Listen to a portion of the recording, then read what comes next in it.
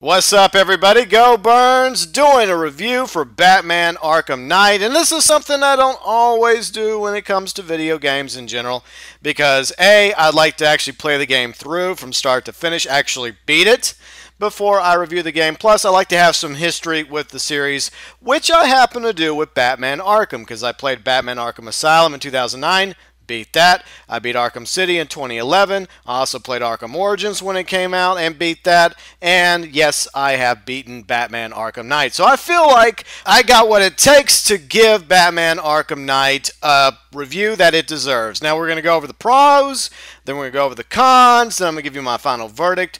And this verdict is simple: whether or not I think you should purchase the game and play for yourself. By the way, let me know below in the comment section once I'm done with the review. What's your 2 cents regarding Batman Arkham Knight? Did you love it? Did you hate it? Did you not care one way or the other? And how would you rank Batman Arkham Knight compared to the previous installments of the Batman series? With that out of the way, let's get started with the pros. And I'm starting it off with voice acting, which is one of my favorite aspects of the Batman Arkham Knight series.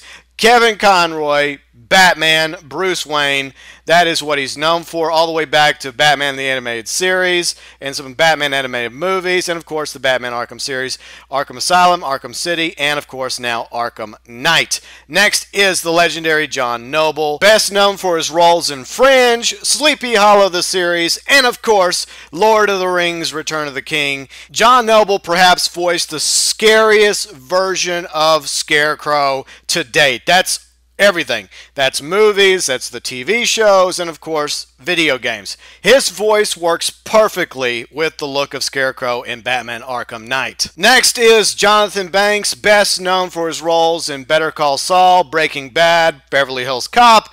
He is an excellent Jim Gordon. In my opinion, he is the best Jim Gordon of the entire Batman Arkham series. Jonathan Banks just brings a lot of realism and emotion to Jim Gordon, and you really do feel for Gordon throughout the entire game. Tara Strong reprises Harley Quinn from Arkham City. Troy Baker, who's known for a plethora of video games out there, comes back reprising the role of Two-Face like he did in Batman Arkham City. And another legend in voice acting in video games, Nolan North, reprises his role as Penguin from Batman Arkham City and Origins, and of course the animated movie Batman Assault on Arkham. I just love the Cockney accent that Nolan North gives Penguin in the Arkham series. I think it's the best Penguin.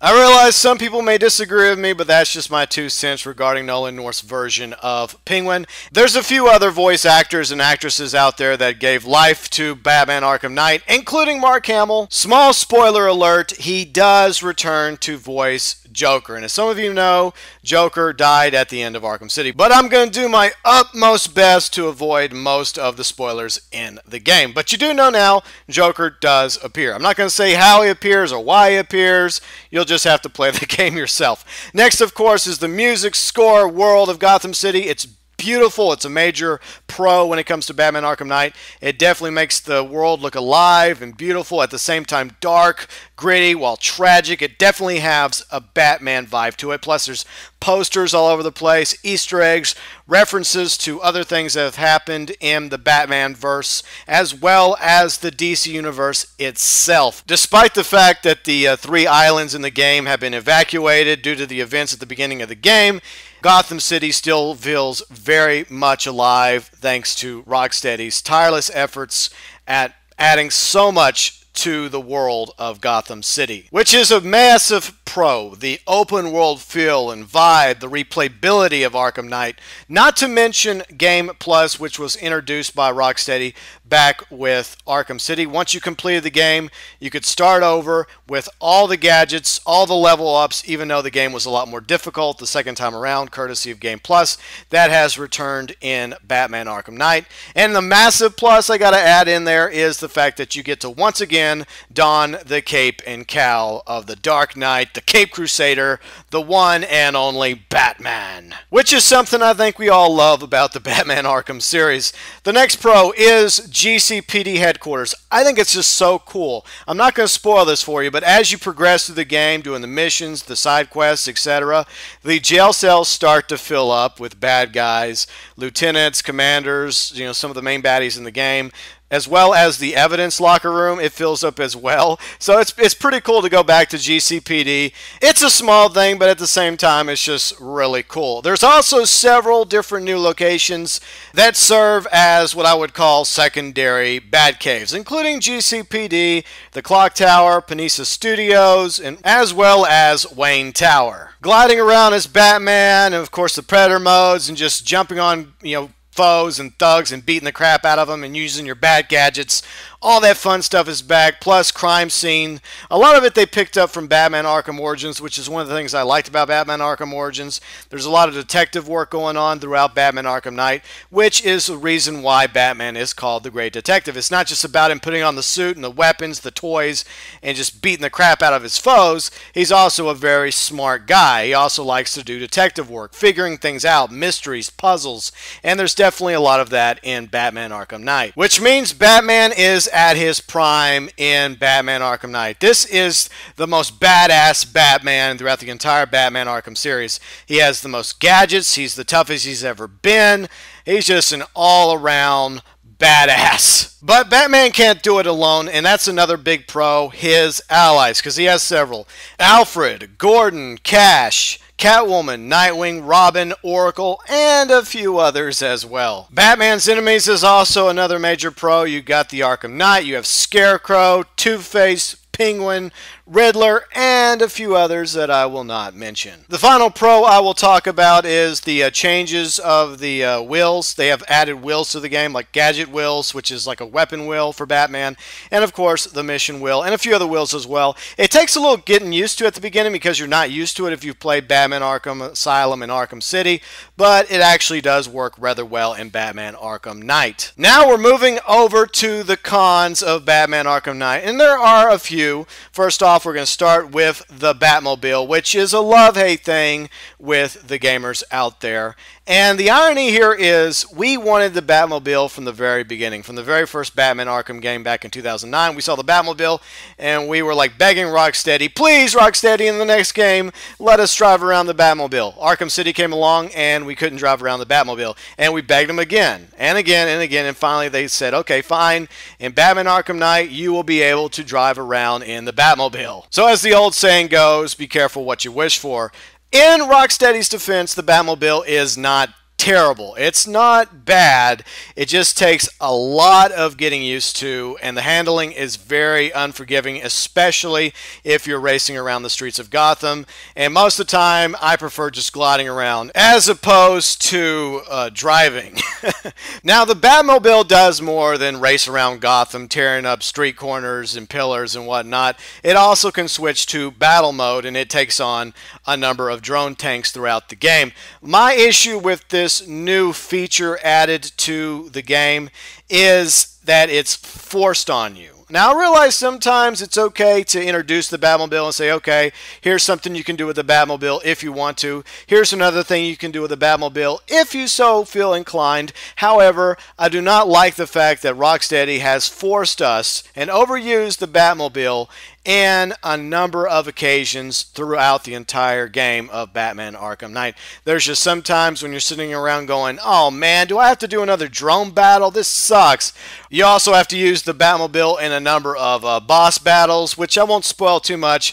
I just really rather be the Batman. And that's the next con, of course, is boss fights. A major con in the game because I'm Batman. I want to be able to fight my enemies fist to fist, gadgets to weapons. That's how I want to do it. And several of the villains in the game, you're unable to do that with when the time comes for the boss battles. Most of the time, you're forced to use the Batmobile in a boss fight. And to be honest, I really don't care to. I'd rather just go at them, Batman versus villain. It's another example how the Batmobile was overused and forced on us, the gamers, by Rocksteady. Though I understand their intentions.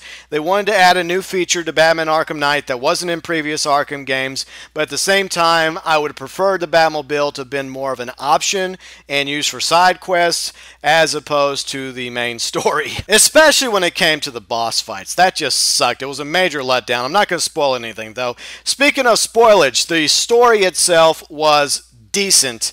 they did cherry pick from several graphic novels. I'm not going to mention the graphic novels. I thought about it, but I'm not going to.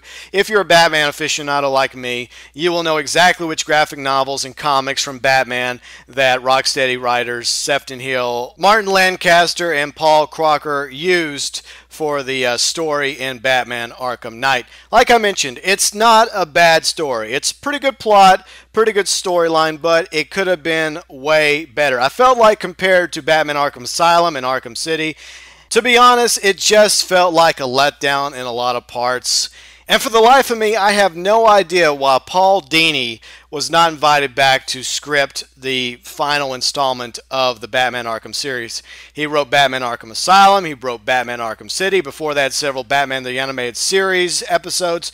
He was also the co-creator of Harley Quinn along with Bruce Timm. So I really wish that Rocksteady would have brought back Paul Dini to script Batman Arkham Knight, because it would have been a lot better storyline-wise if they would have had Paul Dini on board for one more ride. But as I mentioned, it's not a bad story. It just could have been a little better. And of course, you can't use Nightwing, Robin, or Catwoman in free mode. Now in Arkham City, you could switch between Batman and Catwoman after you finish the story, which was really cool. Now you get to do dual play in Batman Arkham Knight with those characters, Catwoman, Nightwing, and Robin, in certain instances throughout the mission. But at the same time, it's just not as fun as being able to just go out throughout the map and play as Catwoman, Nightwing, or Robin. It would have just been a lot cooler if they had their own side quests that they could go do. And at the same time, once you're in free mode, after you finish the story, you could just switch from Batman to one of his allies like Catwoman, Nightwing, or Robin. But overall, it is cool to have the dual play mode and a little bit of interaction between Batman and all of his allies. Not just Catwoman, Nightwing, and Robin, but Oracle, Gordon, Alfred, Cash, and the others as well. And the final con is Joker. Now, I'm not going to spoil anything here, at least I'm going to try not to. Once again, it just feels like he steals the spotlight. And this happened in Arkham City. This happened in Arkham Origins. As a comic book geek, I get it. Joker is Batman's arch nemesis. He's also the most popular supervillain of all time when it comes to comics. I understand that. And I love the fact that Mark Hamill came back one last time. But here's the problem. When you have Joker given a large role in Arkham City, it's kind of understandable.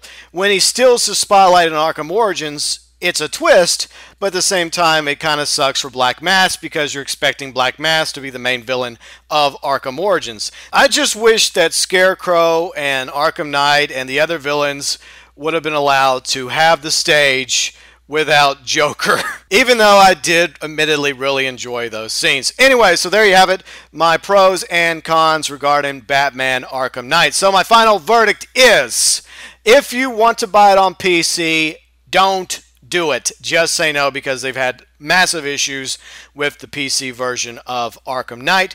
However, if you're a Batman fan, if you love the previous Arkham games and you have an Xbox One or PlayStation 4, I give Batman Arkham Knight on PS4 and Xbox One 9 out of 10 Batarangs. I have no idea why I said that, but it is a really great game.